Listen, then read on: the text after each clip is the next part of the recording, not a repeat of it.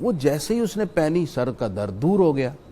اب جتنا وقت وہ پہنی رکھتا درد قریب نہ آتا, لیکن جیسے ہی وہ ٹوپی اتارتا سر کا درد شروع ہو جاتا. اب وہ بڑا پریشان, بڑا اس میں سوچنے لگ پڑا کہ یہ عجیب معاملہ ہے, ٹوپی پہنتا ہوں درد ختم اور اتارتا ہوں تو درد شروع. تو اس نے سوچا کہ ضرور اس ٹوپی میں کوئی راز ہے.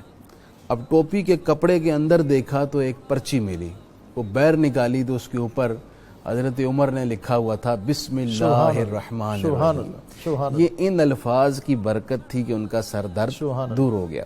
یوں ہی اب میں جو حدیث پاک ناظرین کو سنانے لگا ہوں ڈاکٹر صاحب, یہ آج کے پروگرام کا حاصل بھی ہے اور تمام ناظرین کے لیے گراں قدر تحفہ ہے.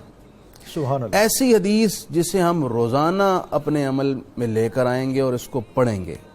حدیث پاک یہ ہے, اسے نقل کر رہے ہیں شیخ اکبر جناب محی الدین ابن عربی رحمۃ اللہ علیہ. سبحان اللہ. اس حدیث کو بطور خاص اصطلاح محدثین میں حدیث مسلسل بالقسم کہا جاتا ہے. یعنی شیخ اکبر سے لے کر نبی کریم علیہ الصلوۃ والسلام تک جتنے راوی ہیں سب نے حدیث بیان کرنے سے پہلے قسم اٹھائی. آپ اس سے اندازہ لگائیں اس حدیث کی اہمیت کتنی ہے. سند پہنچتی ہے حضرت انس بن مالک تک. وہ کہتے ہیں باللہ العظیم سمعت رسول اللہ صلی اللہ علیہ وسلم, مجھے اللہ کی قسم ہے میں نے حضور سے سنا ہے.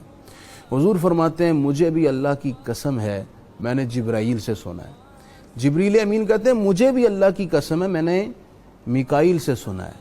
اور حضرت میکائیل فرماتے ہیں مجھے بھی اللہ کی قسم میں نے اسرافیل سے سنا ہے. حضرت اسرافیل فرماتے ہیں مجھے بھی اللہ کی قسم میں نے خود رب العالمین سے سنا ہے. اور رب العالمین نے فرمایا کہ مجھے میری عزت کی, میرے جلال کی اور میرے جود کی قسم ہے.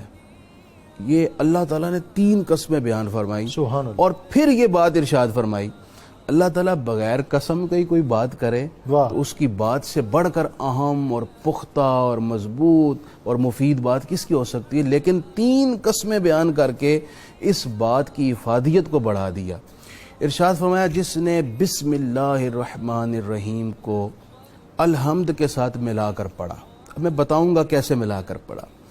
فرمایا میرے کرم پر واجب ہے کہ میں اس شخص کی بخشش کر دوں, اسے قبر کے عذاب سے, اسے فزع اکبر جو محشر کے میدان کی گھبراہٹ ہوگی اس سے بچاؤں.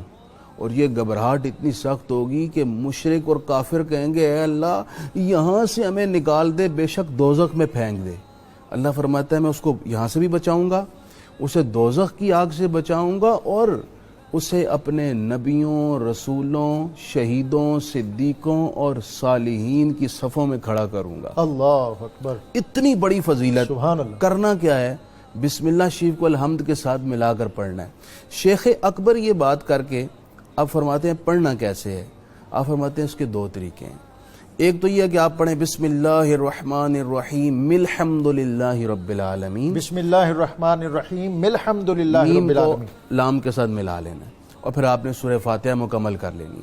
دوسرا شیخ اکبر فرماتے ہیں کہ آپ یوں پڑھیں کہ بسم اللہ اور الحمد کو ایک سانس میں پڑھ لیں. بسم اللہ الرحمن الرحیم الحمد للہ رب العالمین الرحمن الرحیم مالک یوم الدین ایاک نعبد و ایاک نستعین اہدنا الصراط المستقیم صراط الذین انعمت علیہم غیر المغضوب علیہم ولا الضالین. یوں آپ ایک سانس میں پڑھ لیں. یہ دونوں طریقے شارحین حدیث اور محدثین اور اولیاء کرام نقل کرتے آئے ہیں. یہ کتنی بڑی فضیلت ہے ڈاکٹر صاحب بسم اللہ شریف کو پڑھنے کی, اور بالخصوص بسم اللہ کو الحمد کے ساتھ ملا کر پڑھنے. اس کے نتائج اور اس کے ثمرات جو ہیں میں چاہوں گا وہ ذرا دہرا دیں تاکہ ہمارے ناظرین اس کی تفصیل میں کہیں اصل جو ثمرات ہیں وہ دب نہ جائیں. ثمرات اس کے یہ ہیں کہ اللہ تعالیٰ فرماتا ہے کہ میں اسے بخش دوں, یہ میری رحمت پر واجب ہے. مالک خود اپنے ذمہ کرم پر لے رہا ہے. دوسرا میں اسے قبر کے عذاب اور وحشت سے بچاؤں. سبحان اللہ. محشر کے میدان کی سب سے بڑی گھبراہٹ سے اسے محفوظ رکھوں. سبحان اللہ. دوزخ کی آگ سے بچاؤں. سبحان اللہ. پلس اسے میں انبیاء, صالحین, شہداء اور صدیقین کی صفوں میں کھڑا کر دوں. سبحان اللہ. ترکیب کیا ہے اس کی مفتی صاحب؟ ترکیب یہ ہے کہ بسم اللہ الرحمن الرحیم کو الحمد کے ساتھ سورہ فاتحہ کے ساتھ ملا کر پڑھیں, یعنی میم کو لام کے ساتھ. کتنی دفعہ پڑھیں؟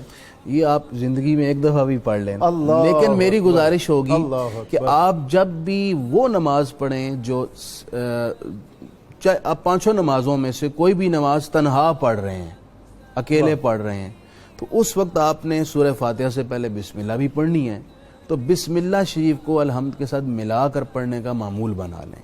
یہ تو بطور خاص نماز اگر آپ تنہا پڑھ رہے ہیں، امام کے پیچھے پڑھ رہے ہیں تو ظاہری بات ہے آپ نے خاموش رہنا ہے۔